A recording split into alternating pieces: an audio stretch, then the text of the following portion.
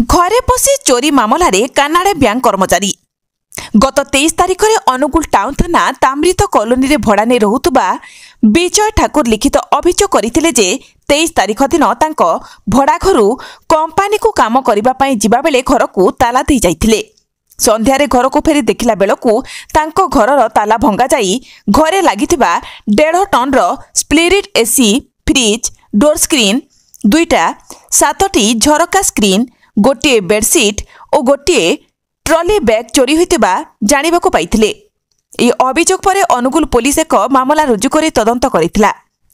जिला आरक्षी अधीक्षक निर्देश और उपखंड आरक्षी अधिकारी तत्वावधान में अनुगुल टाउन थाना अधिकारी और अन्य स्टाफ मिसी आखपाखरे थिबा सीसीटीवी फुटेज को आधार रे तदंत करने सह विभिन्न स्थान में पचराउचरा करथिले।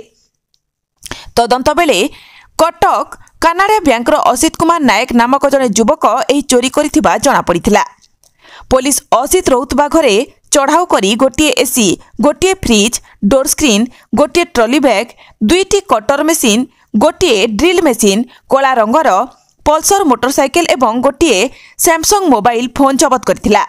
से घरर ताला भांगिबा परे एक ऑटो भड़ा करी एही सबु जिनिस नै जाइथिला बोली पुलिस आगरे बखाणीथिला। अभियुक्त को गिरफ्त करी कोर्ट चालान करा जाइथिबा बड़े थाना अधिकारी धीरेश कुमार दास कहिसंती।